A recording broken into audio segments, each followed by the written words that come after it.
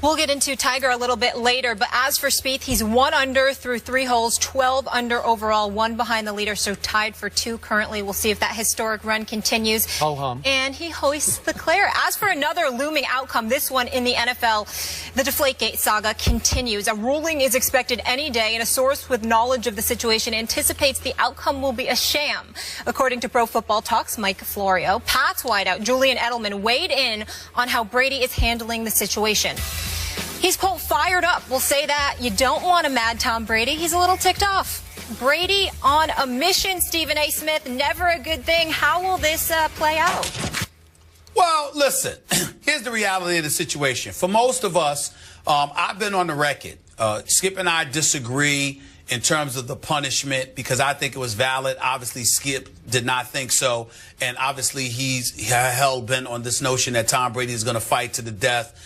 He's not going to accept any games in terms of a suspension for Deflategate. My position is clear. I think Deflategate, in my opinion, is much ado about nothing. I don't give a damn if Tom Brady was throwing Nerf footballs out there.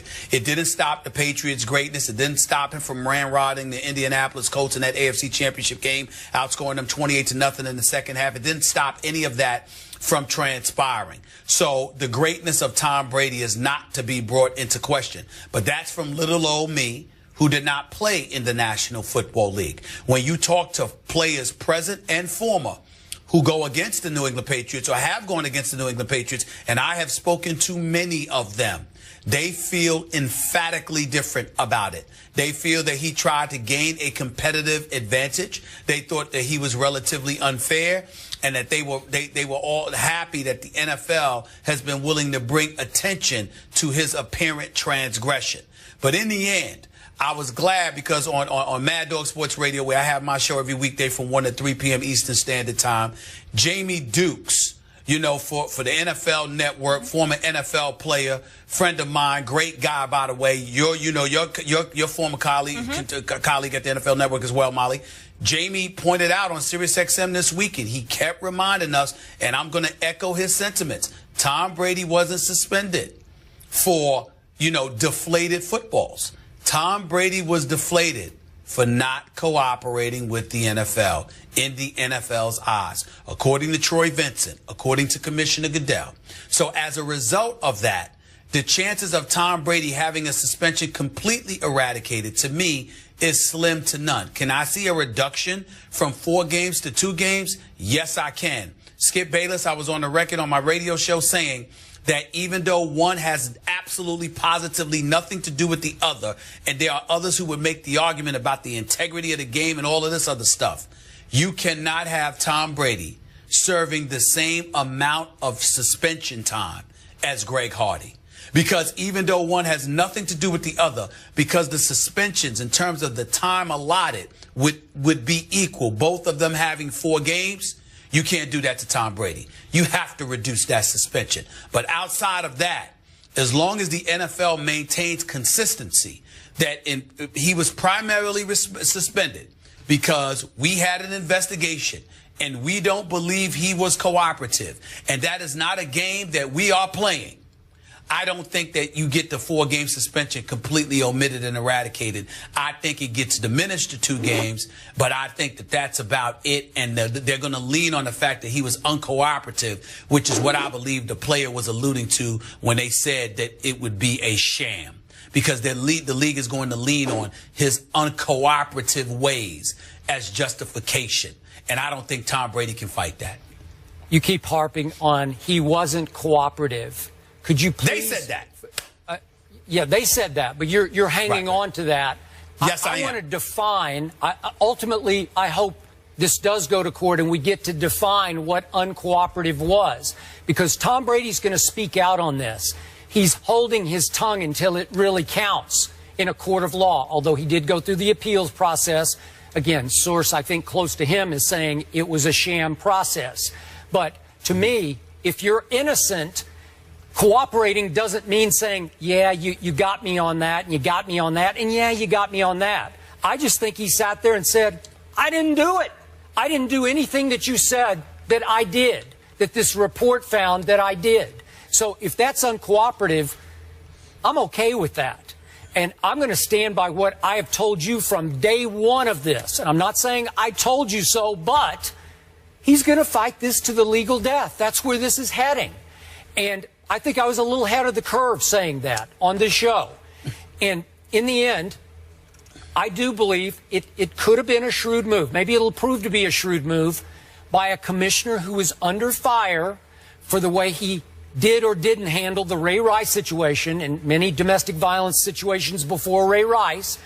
I think he chose as his target to sort of reassert his authority and his power, his strength, the golden boy, Tom Brady, clean as a whistle to date, and said, hey, I'm going to take him on and I'm going to, quote unquote, take him down on Deflategate just to show I'm still in charge and I'm going to reassert my position, which a lot of people were wondering about his position. I wondered about his position. Should he continue as the commissioner?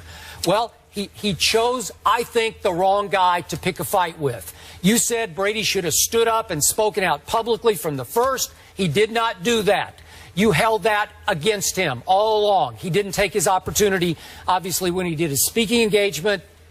Where was it? Salem State or whatever? Salem? Whatever Salem State, Massachusetts with Jim Gray. Yes. Yeah. And he didn't take his opportunity even before the Super Bowl to stand up and say, no, I didn't do it.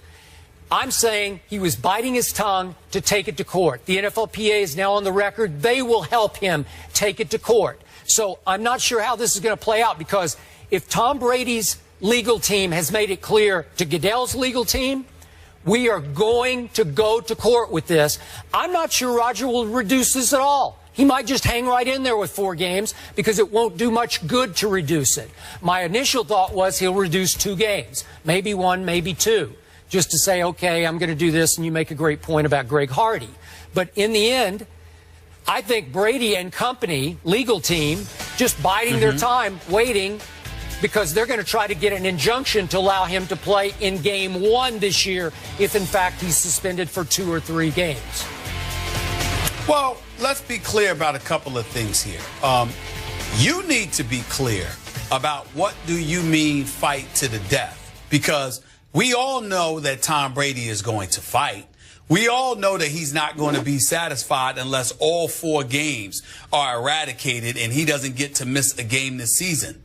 We understand that.